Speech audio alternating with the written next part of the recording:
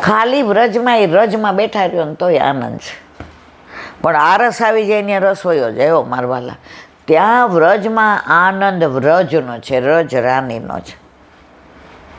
તમે ગિરિરાજ બાવાને ચરણ સ્પર્શ કરવા જાઓ મુખારવિંદ, એ રજ. હવે ત્યાં આરસ હોય તમને ગમે? તે યમુનાજીના પાન કરવા જાઓ તો ઓલા પગથિયા છે પણ આરસ નથી. બેઠકમાં નીચે રજ છે. તો મહેસૂસ અનુભવીએ છીએ, કરીએ છીએ કે સાક્ષાત ઠાકોરજીના ચરણારવિંદની રજ છે. તો વ્રજમાં રજ છે ને એનો આનંદ છે. આરસ તો અહીંયા ઘણા મંદિરો છે મારવાલા. તો આ બધી વાતો એવી છે કે માહે પડ્યા મહાસુખ માણે, દેખન હારા દાજ. બોલો વલ્લભા ભાગવત ભગવાન.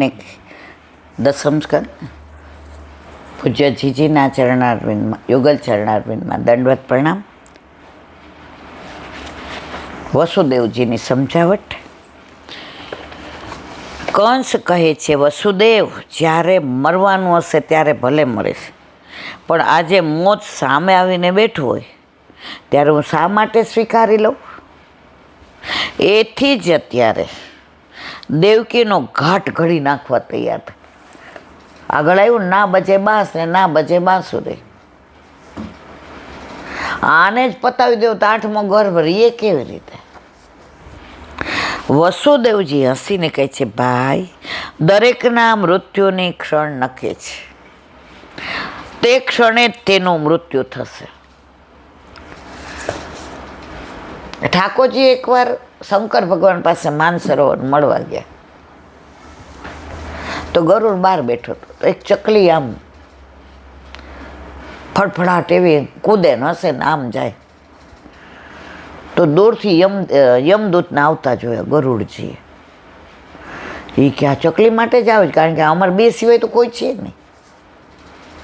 એ કે આવે પેલા આની તો સ્પીડ કેટલી ગરુડને, દૂર મૂકી આવો. કેટલા માઇલો દૂર મૂકીને આવ્યા ગરુડજી. ત્યાં યમદૂત આવી ગયા હતા. કેમ આવવાનું થયું? એ કે ગરુડદેવજી તમારો આભાર. એ કે કાં? એ કે 1000 કિલોમીટર ચકલીનું મૃત્યુ લખાયું હતું, મારે લેવા જવાનું હતું. હવે અહીંયા હોય તો હું લઈ જઈ ના શકું. જે સ્થળ, જે ઘડી, જે પળ એના સિવાય મારાથી અડાય નહીં. તો મેં કીધું આને કેમ લઈ જાઉં? પણ પ્રભુ બધી વ્યવસ્થામાં જ મૂકી આવ્યા એટલે મારું કામ સરળ થઈ ગયું. તમે ગમે એ કરો, જ્યારે તમારું મૃત્યુ નક્કી છે એમાં કોઈ કાંઈ ફેરફાર કરી શકતું નથી.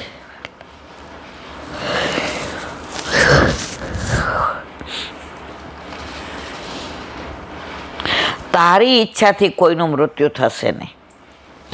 આ શરીરમાંથી આત્મા ત્યારે જ જાય છે જ્યારે તેને રહેવા માટે બીજું ઘર નક્કી હોય છે. મુંબઈમાં એક વિસ્તારમાંથી બીજા વિસ્તારમાં કાયમ માટે રહેવા જવું હોય તો ત્યાં ફ્લેટ મળે ત્યાર પછી જ જઈશ, જૂનું મકાન ખાલી થાય. આ જીવાત્માને 25 તત્વના ઘરની જરૂર પડે છે, અથવા તો એ 25 તત્વો પૈકી 5 તત્વોનું ઘર તૈયાર થાય ત્યારે જ તે જૂનું ઘર છોડે છે. આપણું શરીર કેટલાનું બન્યું? 5 તત્વોનું. ગીતાજીમાં કહ્યું છે, જૂના વસ્ત્રો છોડી માણસ જેમ નવા વસ્ત્રો પહેરે તેમ જીવાત્મા શરીરરૂપી જૂનું વસ્ત્ર છોડી નવું શરીર ધારણ કરે છે. માણસ આ જન્મમાં જે કર્મો કરે છે તેને આખરે તેના આધારે બીજા જન્મમાં તેને માટે માળખું તૈયાર થાય છે. દેવકીને મારવાને બદલે સત્કર્મ કરવાની ઈચ્છા રાખ. એક જણે પૂછ્યું, તમે મને એક વાક્યમાં ઉપદેશ આપો હોય તો કયો આપો? એ કેવી રીતે જીવ તાર જીવનનો છેલ્લો દિવસ? ઓલું કે હા છે? એ કે હા. ઘરે જઈને જેના બાકી હતા એના પૈસા દઈ આવ્યા ને, જે ઘરમાં હતું એનું દાન પુણ્ય કર્યું ને, ઘરમાં બધાને જય શ્રી કૃષ્ણ કર્યા ને, જેની યાર નહોતો બોલતો એની માફી માંગી આવ્યો ને મંદિરે ને.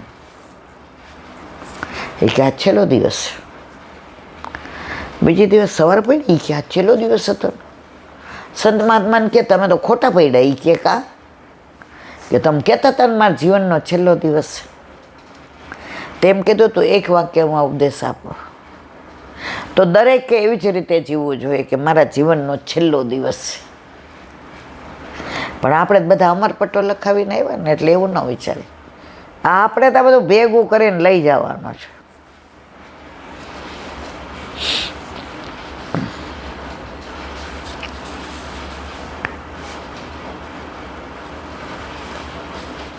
તું દેવકીને મારવાના બદલે સત્કર્મ કરવાની વૃત્તિ રાખ.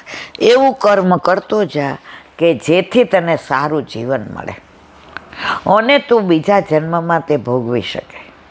જે જીવનથી માણસ બીજાનો ખપમાં ન આવે એવું જીવન શા કામનું? જે બીજાના માટે મૃત્યુરૂપ બને એ જીવન શા કામનું? કેટલા બધા લોકો આવે ને જાય છે, કોઈ કોઈને યાદ રાખે છે? આજે ડોંગરેજી મહારાજે આટલા વર્ષે પણ દરેક કથાકારને અનુસંધાન ડોંગરેજી મહારાજનું આવે. એણે એક પૈસો નથી લીધો. પૈસો લીધો હોત તો ભેગા લઈ જાત કાંઈ? અત્યારે બધા ભાગવતના પૈસા લઈને ભેગું કરે છે. એ બધા જાશે ત્યારે ભેગું લઈ જવાના છે. પાછળથી બધા બોલશે કેટલા લેતા હતા બાપા રે. આ ડોંગરેજી મહારાજને બધા કેવી રીતે યાદ કરે છે? એ જીવી ગયા. દેખાડીને જીવવામાં શું આનંદ? ચાલને જીવીને દેખાડીએ. ડોંગરેજી મહારાજે જીવીને દેખાડ્યું. આજે આપણા જેવા બે ચાર દી બધા યાદ કરે, પછી કોઈ યાદ કરવાનું છે? આપણે કોઈ એવા સત્કર્મો કર્યા છે? તો જેટલું બાકી છે એમાં ભગવત નામ લેવાનું ને લેવડાવવાનું. દેહે પંચત્વા પન્ને દેહી કર્માનું ગોઢવંશ દેહાંતરમ અનુપ્રાપ્ય પ્રાક્તનમ તજ્યતે વપુ. વસુદેવજી દીર્ઘ જીવનને બદલે દિવ્ય જીવનનો દ્રષ્ટિકોણ આપે છે. આનંદ પિક્ચરમાં રાજેશ ખન્ના નભિતા હતા. જિંદગી લંબી નહીં બડી હોની ચાહીએ. વિવેકાનંદજી હું હોવર જીવત.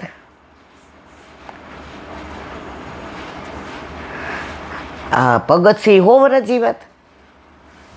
સુભાષચંદ્ર બોઝ હોવર જીવત. ના, આપણા વલ્લભભાઈ ભૂતલ પર 52 વર્ષ 11 દિવસ જ રહ્યા હતા. સાક્ષાત પૂર્ણ પુરુષોત્તમ. તો કેવું જીવો છો એ અગત્યનું, કેટલું જીવો છો એ નહીં. આપણે થાળા 70 ના થયા તો કાંઈ કર્યું જ નહીં. આપણે લાંબુ જીવીએ એના કરતાં ટૂંકું પણ સારું જીવીએ એ ઉત્તમ નથી શું? મારી બધી ક્ષણો બરબાદ થાય એના કરતાં એક એક ક્ષણને આબાદ બનાવી એ વધુ સારું છે. બહુ લાંબુ જીવવાની આપણને ઈચ્છા રહે છે, એ માટે આપણે ડૉક્ટરોનો આશરો લઈએ છીએ. ડૉક્ટરનો આશરો કામ ન કરે ત્યારે કોઈ સંત મહાત્માનો આશરો લે છે. એનાથી પણ પરિણામ ન આવે ત્યારે આપણે જપ તપ કરીએ છીએ. આમ જીવવા માટે આપણે અનેકનું શરણ લઈએ છીએ. આવી બૂમા પાડનારા ઘણા છે, પણ પોતાના જીવનને ક્ષણે ક્ષણે સુધારવાની વિચક્ષણા દાખવનારા બહુ થોડા છે. જે ક્ષણને આબાદ બનાવે તે વિચક્ષણ. તારી એક એક પલ જાય લાખની, તું તો માળા રે જપી લે મારા શ્યામની. જાયગા ત્યાંથી સવાર. બે ભાઈઓ હતા ને ઘરમાં આગ લાગી ગઈ. તો ઓલો મોટો હતો ને એ બમ્બા ખાતાને બોલાવો, એ બધા પાણી નાખો, એ આમ કરો. નાનો ભાઈ કે હાલ જેટલું બચ્યું એટલું લઈ લઈએ. આમાં હું બચવાનું, ઓલાય જેટલું બચ્યું ને 60% કાઢી લીધો. બંબા ખાતાવાળા આવ્યા ત્યાં તો કહેવાના છે જ. હવે આમને જિંદગી વહી ગઈ ને કાંઈ ન ગયું. મને બાકી છે એમાં તો બાળપણને જવાનીમાં અડધું ગયો, હવે બાકી છે એમાં દ્યો ધ્યાન, જીવન થોડું રહ્યું. તમે ભાવે ભજી લો ઘનશ્યામ, જીવન થોડું રહ્યું.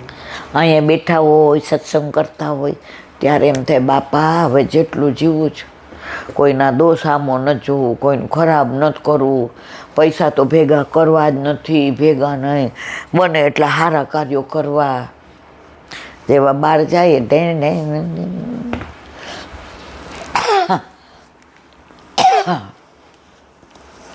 વ્રજ વિહાર. હમણાં જ વ્રજની ને રજની ને બધી વાતો કરી.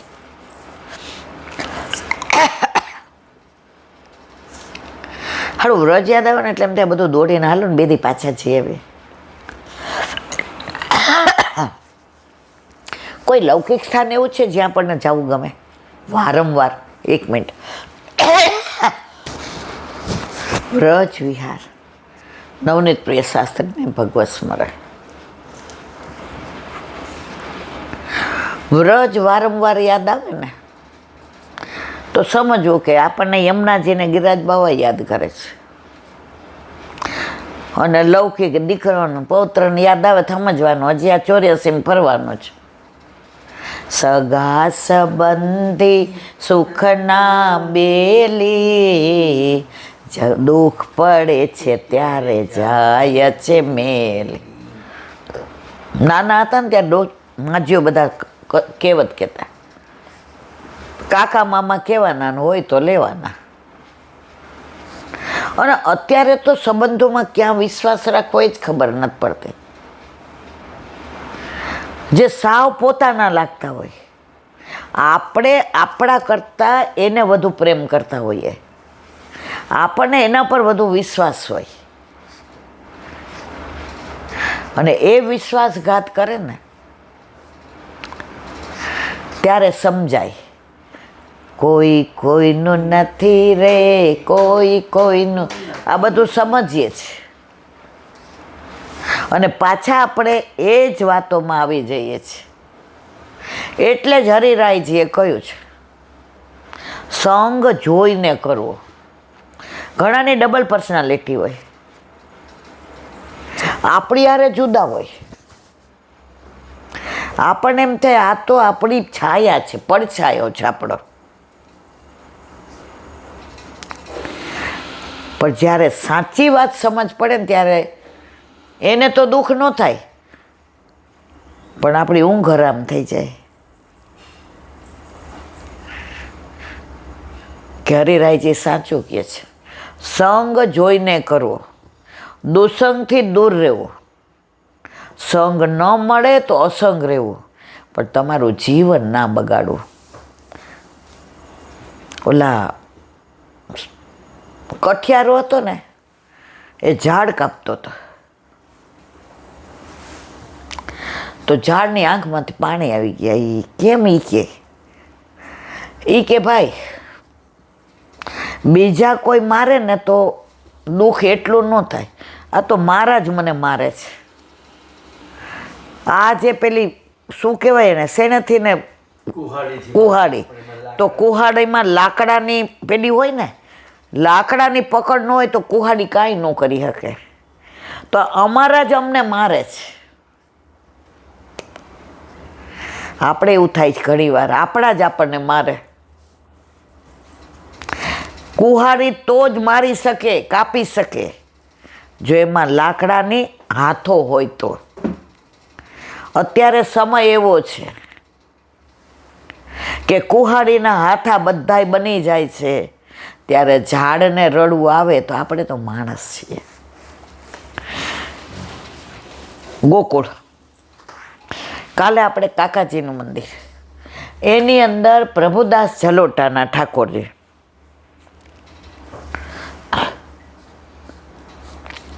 આ કયા વલ્લભ એકવાર વૃંદાવનમાંથી પસાર થતા હતા અને વૃક્ષે વૃક્ષે વેણુ ધારીને પત્રે પત્રે ચત્રભુજ